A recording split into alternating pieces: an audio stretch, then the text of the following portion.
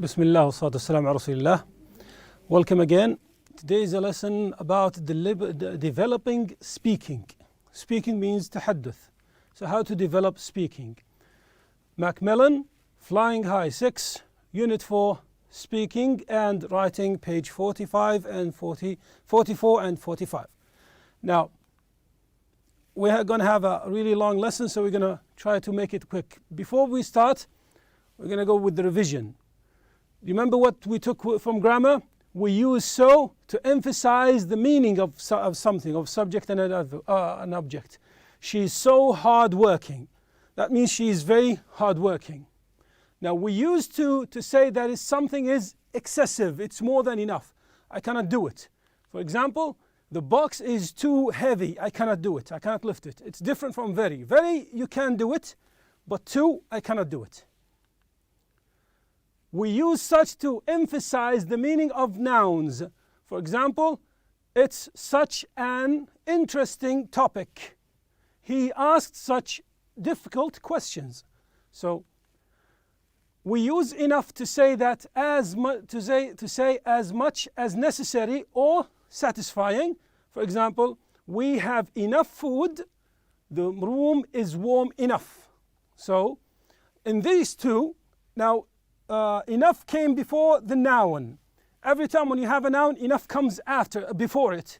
But when you have an adjective or an adverb, it comes after it. Warm, enough. But this one is enough food, because this is a noun and that's an adjective or an adverb. Now, presentation. How to give a presentation. How to talk to people in front of the class. Speaking. Work with a partner. Look at this presentation topic. This is the presentation topic. Example, exams are the only way to check that students are really learning. Is it true or not? Do you agree with it? Why not? Now, the topic, and decide if you agree or disagree with the statement. Explain your idea and make notes. Now, when you make notes, you have to bring a notepad or paper like this and write your notes on it. When you present, you come off the class, you just look at the notes. The notes doesn't have what you say, but it says just a word or two about it. So you can remember what you're going to say. But don't read from the note. Just take notes. Just take just ideas. Okay? Now, listen for the same topic. Are exams good or not for students? Now, listen to a student giving a presentation on this topic. What is his opinion? Does he mention any of the idea? Now, when you write the idea, now are your idea the same or not? Are your idea the same or not? Unit 4. Developing speaking. Exercise 2. I'd like to begin by saying that I disagree with the statement that exams are the only way to check that students are learning, and I'm going to give you some reasons why I disagree.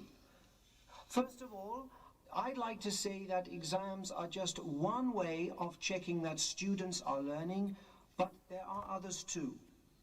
In my opinion, the work that you do from day to day at school is just as important as the exams you do at the end of the term or year. Projects, homework, and assignments are all good ways of checking what students have learned and understood. Furthermore, I think exams aren't always a fair way of checking learning.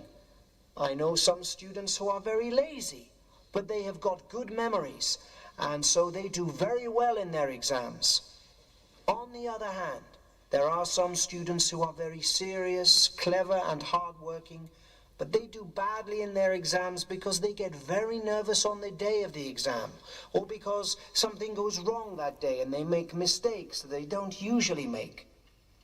To sum up, I think that different people learn in different ways, and exams are not good for all learners. Exams can help you to learn because they make you study and revise your notes. But teachers should also remember the work you do all term. In short, I believe that exams are not the best way, and certainly not the only way of checking learning. Okay, now that we've listened, now the idea that you had about exams, are they the same or not? He said, does he mention any of your ideas? Did he mention any of your ideas? Also, what is his point? What does he want to say? Now, for me, I said, his point, he disagrees with the statement. He doesn't agree. Okay, he doesn't like it. He thinks that work you do is during the course is just as important as the exam. It's the same. When you work in the class, it's just important, just as the same. It's good, just like the exam. He also stated that people have different learning styles and exams are no good for all students. It's not good for all students, it's just good for some students. So that's why he disagrees with the statement. Now, let's listen to it again, and this time we're going to look for these words. Now, these are introductory words. كلمات تدخل بالجملة، تدخل بالكلام. Introduction. Now, this is the beginning of a paragraph, and this is the body or the main article or the main part of the body. Now, this is the conclusion. The conclusion means the end. These are the words that he used to begin the opening statement. Now listen again and tick the things that he said. Tick means put a dash or check. Unit 4. Developing speaking. Exercise 2. I'd like to begin by saying that I disagree with the statement that exams are the only way to check that students are learning, and I'm going to give you some reasons why I disagree. First of all, I'd like to say that exams are just one way of checking that students are learning, but there are others too. In my opinion, the work that you do from day to day at school is just as important as the exams you do at the end of the term or year. Projects, homework, and assignments are all good ways of checking what students have learned and understood. Furthermore, I think exams aren't always a fair way of checking learning. I know some students who are very lazy, but they have got good memories, and so they do very well in their exams.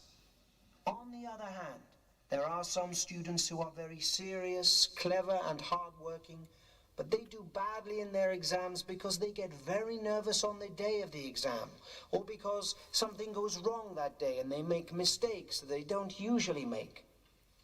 To sum up, I think that different people learn in different ways, and exams are not good for all learners. Exams can help you to learn because they make you study and revise your notes. But teachers should also remember the work you do all term. In short, I believe that exams are not the best way, and certainly not the only way of checking learning. Okay, now, since we've listened to it again, so which one from the beginning, what did he use?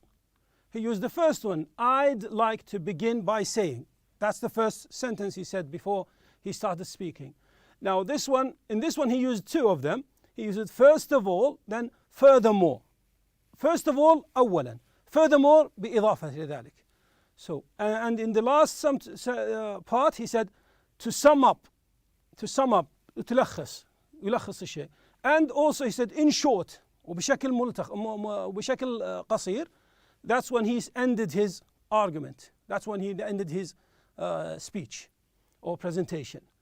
Now, speaking with your partner, organize your notes. Now, the notes that you've read, you've done talking about exams. From one, this is one, from speaking about the exam, in a logical order with an introduction. Now, you're going to introduce it and conclusion. Now, you're going to write an introduction, then the body, then the conclusion. Okay, now speaking. Read the advice in exam successfully, and then take it into turn to give a presentation. This is the exam. This is the exam success. Now, if you want to present, I told you before, you have to write your ideas, just tips and pointers to tell you what to speak. You don't have to write everything here, just to something that helps you to remember what are you going to say. You can use these notes. Remember, practice makes perfect. When you practice things, it will become very good. You become very good at it. Now, speaking. Prepare for a presentation in this topic. You have to do it by yourself this time. Students learn better by writing, by working in groups. Do you agree with that or not? If you agree or not, you have to write a beginning and then write an argument. Why do you think it's good? Why do you think it's bad? And then conclude it, just like what he said. Now, the second part is about delivering writing. Developing writing. Now, developing writing, a description. Describe these people. We have 4 people. The first one is very famous. It's King Abdulaziz bin Al Saud. And the second one is Nelson Mandela. What about these 2? Do you know who are these 2? We know this woman from her name, but from the picture, what do you think her job is? What do you think she's doing? She has some bottles in it. She's a scientist. She's Madame Curie, or Mary Curie. And this guy he's a Muslim, Muhammad Farah. He's an athlete. He won 2 Olympic medals in 2012 and 2015. He's from the UK, from the United Kingdom. Okay? Now, speaking. Work with partner. Talk about the people in these photos.